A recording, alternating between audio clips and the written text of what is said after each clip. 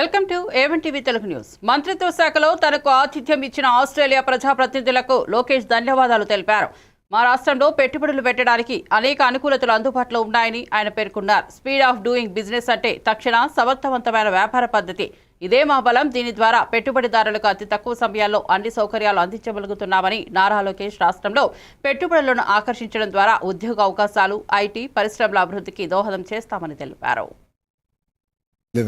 So if Praveen has not done his job in convincing all of you, I'll take another shot at it. So I'll give you 3 specific reasons why you should look at Andhra Pradesh. The first one being is we have a leadership with a track record. So for those of you who don't know Mr. Naidu, this is his 4th term as Chief Minister. He's a 75-year-old young man. When you meet him, you'll understand it why I said he's young. He's very young at heart. He comes with abundance of energy. But what makes it different this time around is he's backed with a young team. So 50% of the legislatures are first-time MLAs. 17 out of the 25 ministers are first-time ministers. So he's backed with a very young team with a lot of fire in the belly to get things done. And that's what makes it different. And Mr. Naidu is the reason why Hyderabad is what it is today. And people were kind enough to give him an opportunity to build a legacy all over again. And he's now doing it with the new Andhra Pradesh, divided Andhra Pradesh. The second reason is speed of doing business. And I can give you 2 specific examples of it. One, I'm sure all of you have followed the Google's announcement. It's the single largest FDI investment in Indian history, and it's landed in Visakhapatnam. It's a greenfield data center that's getting built out there, and it's not only the data center, it's the whole the landing station, the sea landing cable station that's coming out there. And we are really excited about building the entire ecosystem. I've had an opportunity to meet a few of the data center developers here in Australia, and I've had the opportunity to invite them to Visakhapatnam. But we're really excited to build a larger ecosystem. GST తగ్గింపుతో అసలైన దీపావళి జరుపుకుంటున్నామని రామచంద్రరావు తెలిపారు. ప్రధాని మోదీ సైనికులతో కలిసి దీపావళి వేడుకలు జరుపుకున్నారని ఆయన వ్యాఖ్యానించినట్లుగా దీపావళి చెడుపై మంచి, అధర్మంపై ధర్మం గెలుపుకు ప్రతీకగా జరుపుకునే పండుగ అని గుర్తు చేశారు. రాముడు వనవాసం అనంతరం రామరాజ్యం స్థాపించిన రోజు దీపావళిగా దీపావళి కొనసాగుతుందని రామచంద్రరావు పేర్కొన్నారు. ఈరోజు దేశవ్యాప్తంగా కూడా దివాళీ చాలా ఘనంగా జరుపుకుంటున్నాం మనం. ముఖ్యంగా నరేంద్ర మోదీ గారు జీఎస్టీ తగ్గించినందుకు ఈ దీపావళి భారతదేశ ప్రజలు, ముఖ్యంగా తెలంగాణ, హైదరాబాద్ ప్రజలు కూడా ఇది వారి బహుమతిగా భావించి తగ్గిన ధరలకు బట్టల మీద అయితేంది, టపాకాయల మీద అయితేంది, లేకుంటే కార్ల మీద, ఫ్రిడ్జ్ల మీద, ఏసీల మీద, వీటన్నిటి మీద ధరలు తగ్గినటువంటి ఒక సందర్భంగా అసలైన దీపావళి ఈసారి జరుగుతుందని చెప్పేసి మనం భావించాలి. ప్రధానమంత్రి గారు దీపావళి నాడు మన ఒక సైనికులతోని దీపావళి జరుపుకుంటున్న నేపథ్యం కూడా మనం చూస్తూ ఉన్నాం. కాబట్టి దీపావళి శుభాకాంక్షలు తెలంగాణ ప్రజలకు, భారతీయ జనతా పార్టీని తెలుపుతూ, మళ్ళీ అధర్మం పైన ధర్మం విజయము, చెడు పైన మంచి విజయము, రాముడు తిరిగి వచ్చి వనవాసం చేసి తిరిగి వచ్చి రామరాజ్యాన్ని స్థాపించిన రోజు, అదేవిధంగా కృష్ణుడు మళ్ళీ అధర్మం మీద గెలిచినటువంటి రోజు ఈరోజు భావిస్తూ ఉన్నాం. మరి రావాలి, మన నరేంద్ర మోదీ గారి యొక్క ప్రభుత్వంలో తప్పకుండా అందరూ. ప్రధాని నరేంద్ర మోదీ గోవా సముద్ర తీరంలో ఐఎన్ఎస్ విక్రాంత్ పై నేవీ అధికారులు సిబ్బందితో కలిసి దీపావళి వేడుకలు నిర్వహించారు. ఐఎన్ఎస్ విక్రాంత్ పేరు విన్న శత్రువులు నిద్రపట్టలేనంత భయం కలిగిస్తోందని ప్రధానమంత్రి పేర్కొన్నారు. మన రక్షణ దళాల సామర్థ్యానికి ప్రతీకగా ఈ వెస్పీపై ఉత్కంఠతో చూసే దృశ్యాలు సాక్ష్యమన్నారు. ఆపరేషన్ సింధూర్లో త్రివిధ దళాలు ప్రదర్శించిన పరాక్రమానికి ప్రధానమంత్రి నరేంద్ర మోదీ సెల్యూట్ చేశారు.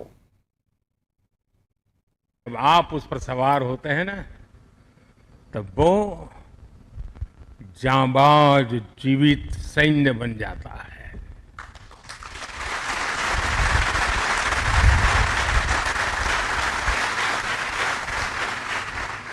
मैं कल से आपके बीच हूं. एक एक पल मैंने कुछ न कुछ सीखा है, कुछ न कुछ जाना है.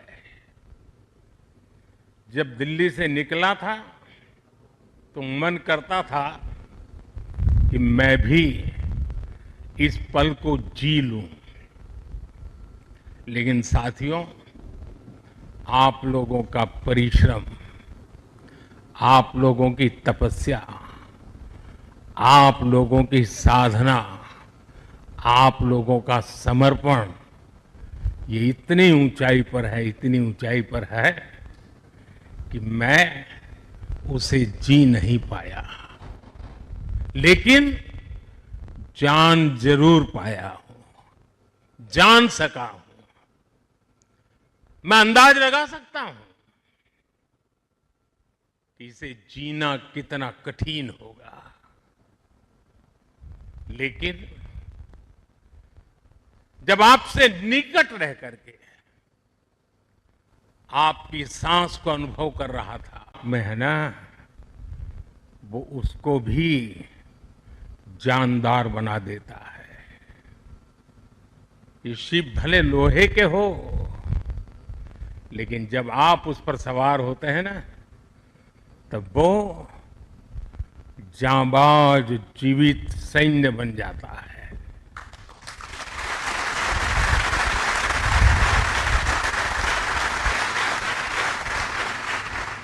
मैं कल से आपके बीच మాజీ మంత్రి హరీష్ రావు దీపావళి సందర్భంగా చార్మినార్లో భాగ్యలక్ష్మి అమ్మవారిని దర్శించుకున్నారు. భక్తి ఆరాధనల మధ్య ఆయన ప్రజలకు దీపావళి శుభాకాంక్షలు తెలిపారు. భాగ్యలక్ష్మి అమ్మవారి ఆశీస్సులతో అందరూ సుఖ సంతోషాలతో ఉండాలని ఆకాంక్షించారు. హైదరాబాద్ నగరం మత సామరస్యానికి ప్రతీకగా నిలిచేలా మరింత అభివృద్ధి చెందాలని అమ్మవారిని ప్రార్థించారని హరీష్ రావు పేర్కొన్నారు.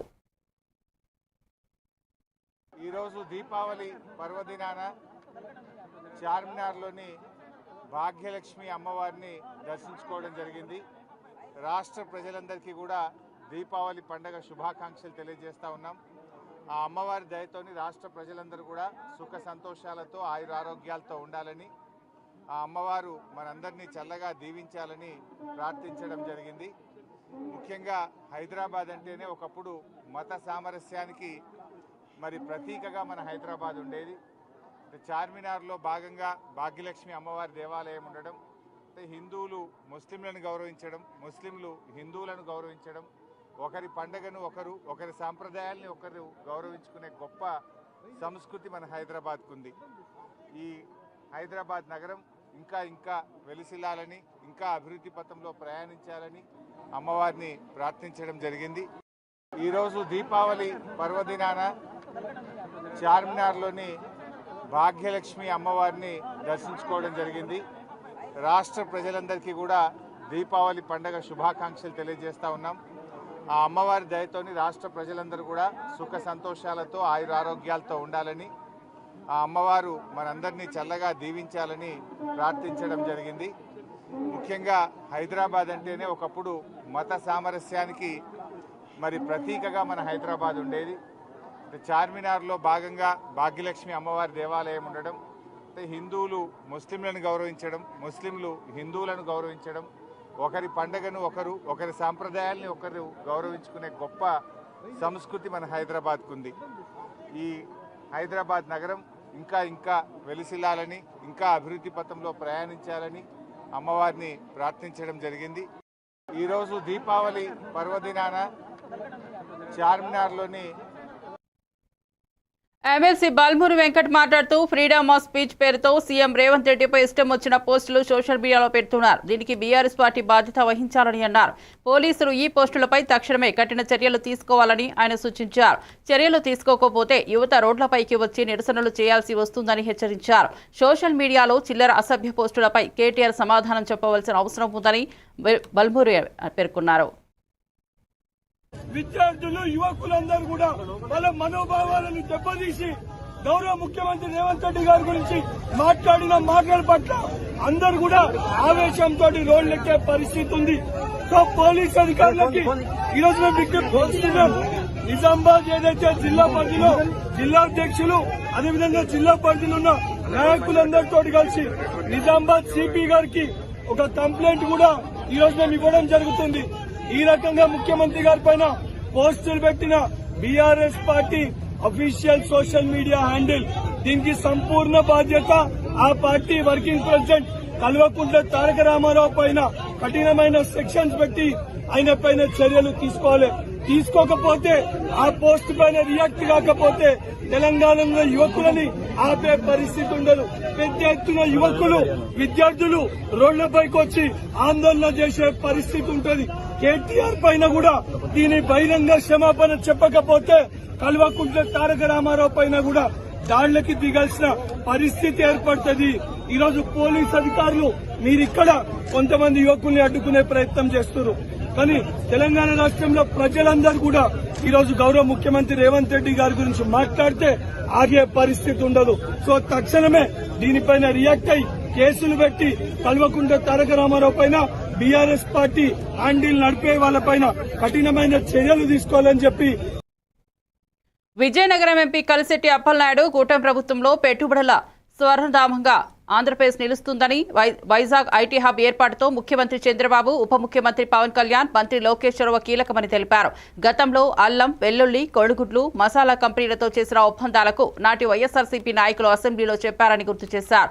నేడు గూగుల్, కాగ్నిజెంట్ వంటి ప్రపంచ ప్రఖ్యాత కంపెనీలతో కూటమి ప్రభుత్వం ఒప్పందాలు కుదురుస్తుందని స్పష్టం చేశారు. ప్రధాని మోదీ తన పర్యటనలో ఏపీలో వేలాది కోట్ల రూపాయల అభివృద్ధి పనులకు ప్రారంభోత్సవాలు, శంకుస్థాపనలు చేశారని వెల్లడించారు.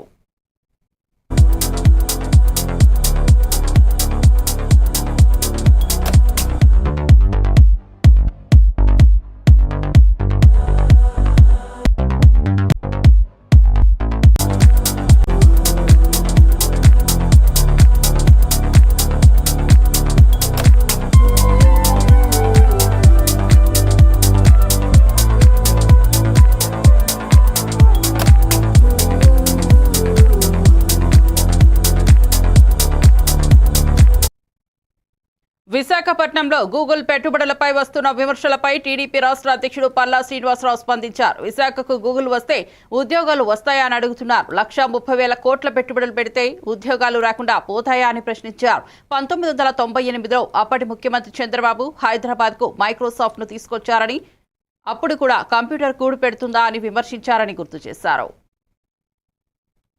98లో ఇక్కడ గూగుల్ వస్తే ఉద్యోగాలు వస్తాయా అని అడుగుతున్నారు.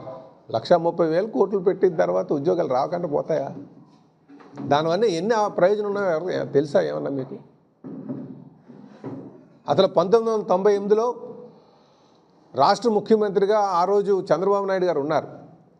హైదరాబాద్ని మైక్రోసాఫ్ట్ తీసుకొచ్చిన తర్వాత ఆ రోజు కూడా చాలామంది అన్నారు, ఇదేమైనా కూడు పెడుతుందా, మనకేం కంప్యూటర్ కూడు పెడుతుందా అని అడిగారు. ఈరోజు చెప్పాలంటే సుమారు 65,000 కోట్లు కేవలం ఐటీ నుంచి ఆదాయం ఉంది ఆ రాష్ట్రానికి. 65,000 crores అంటే మాటలు కాదు, ఇంకా ఎక్కువ ఉంటుంది. నేను ఫిగర్స్ ఒకసారి చూస్తే ఇంకా ఎక్కువ ఉంటుంది. ప్రజల ఒక నిర్ణయాలే ఫైనల్, ఇది పక్కా అని చెప్పి తెలియజేస్తున్నాను. అంతే, ప్రజలు అదే ఉన్నారు కనుక అదే అవుతుంది. ఏదైనా సరే అండి, మాకు రేపు మేము గెలవాలి అనుకుంటే ప్రజలు ఓట్లేస్తే గెలుస్తాం, కానీ కంపెనీ వాళ్ళు ఓట్లేస్తే గెలం కదా సార్. ముందు ఇప్పుడు మా మనుగడ కూడా చూసుకోవాలి కదా. ఎవరైనా నాయకులు ప్రజల యొక్క ఆలోచనలకు అనుగుణంగానే వెళ్తాం, ప్రజల యొక్క మనోభావాలకు తగ్గట్టుగానే వెళ్తాం. అసలు ఇక్కడ గూగుల్ వస్తే ఉద్యోగాలు వస్తాయని అడుగుతున్నారు. 1,30,000 కోట్లు. తనకు వ్యతిరేకంగా వైసీపీ నేతలు చేస్తున్న వ్యాఖ్యలపై జేసీ ప్రభాకర్ రెడ్డి ఘాటుగా స్పందించారు. ఇదే మీకు లాస్ట్ దీపావళిని వెంకట్రామరెడ్డి అంటే మేం చూస్తూ ఊరుకోవాలా అని ప్రశ్నించారు. పెద్దిరెడ్డి 3 ఏళ్లే ఉంటారని చెబుతున్నారని, దేవుని ఆశీస్సులు ఉంటే పరిస్థితి ఎలా మారుతుందో చెప్పలేమన్నారు. కేతిరెడ్డి చిన్నవాడు, ప్రజల్లో ఉండే వ్యక్తి కాబట్టి మళ్లీ అవకాశం రావచ్చని వ్యాఖ్యానించిన ఆయన, అయితే కేతిరెడ్డి పెద్దారెడ్డి ఇక ఎప్పటికీ ఎమ్మెల్యే కాలేరని స్పష్టం చేశారు.